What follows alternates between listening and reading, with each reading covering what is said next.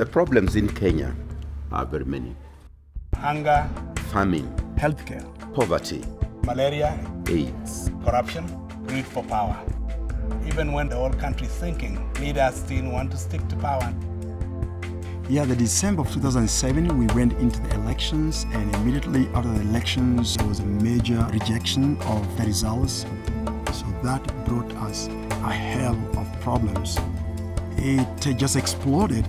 Tribes started killing each other. The brother you've known for years becomes your enemy. There are over 350,000 people displaced. and as a result, children are the most vulnerable left. We see a lot of street children because they cannot be fed from home, so they abandon them. But I want to say that I believe the Lord is bringing a new hope. Judith Mutange is a great story. There was a time she was working in a school as an accountant. And her employer has problem with the books. Somebody was picking money. An employer wants this lady to cover the story, and the lady says, I'll not be part of this corruption. She was eventually fired because she wouldn't adhere to the corruption that was going on there. She left her home And moved to Kitale. And they had nowhere to live. There was like a period that she had nothing. She even didn't have clothes to wear. She did not call me to tell me what she was going through. She suffered a lot there for several months. And I thought, I think this is how God prepares his own people for a mission that he has for them.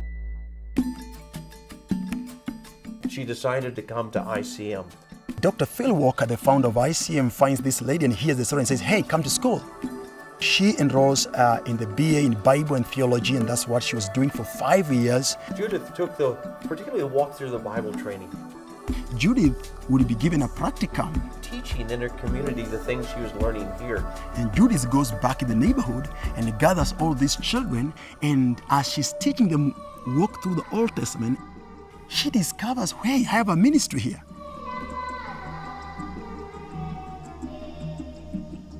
And out of that came a school.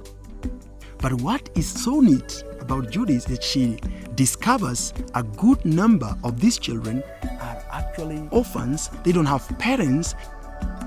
She says, I want to give you a home. I want to be a mother. I want to give you a shoulder where you can cry. What does she do? She takes these children to her own home. Out of that, she founded an orphanage.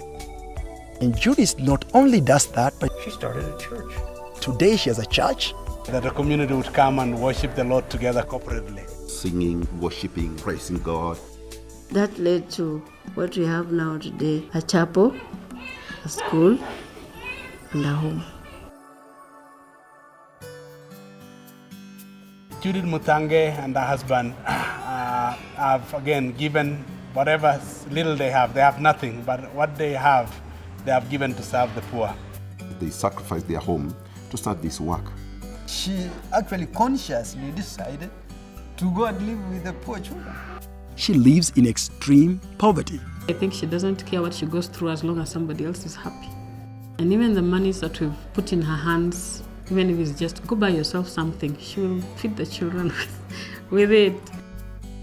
I remember a time I sent her some money to pay for her child's fees. And she used it on the children in the home to take them someplace they really wanted to go, and she didn't have the money. So she diverted it to those children. She's somebody who can go an extra mile. She doesn't refuse any job you give her to do. She doesn't complain, she doesn't criticize, she doesn't condemn. And I find that a unique spirit.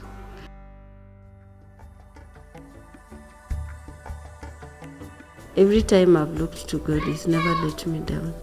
You know, you can't tell where food is going to come from to feed the 50 children. It's like what we have is what God has given. And God has surprised us.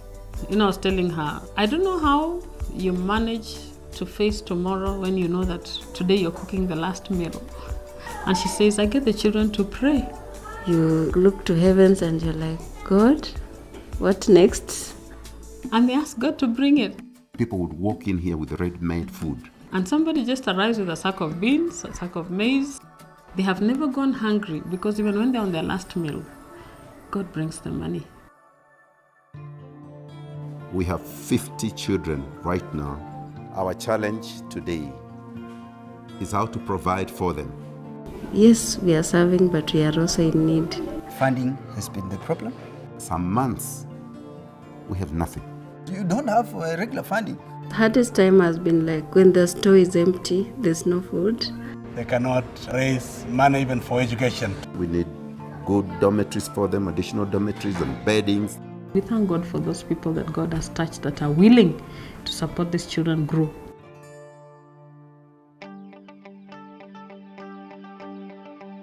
This is an institution that can breed children who can change this nation. My dream for them is that they may know God personally. She has prayed along with the children and God answers.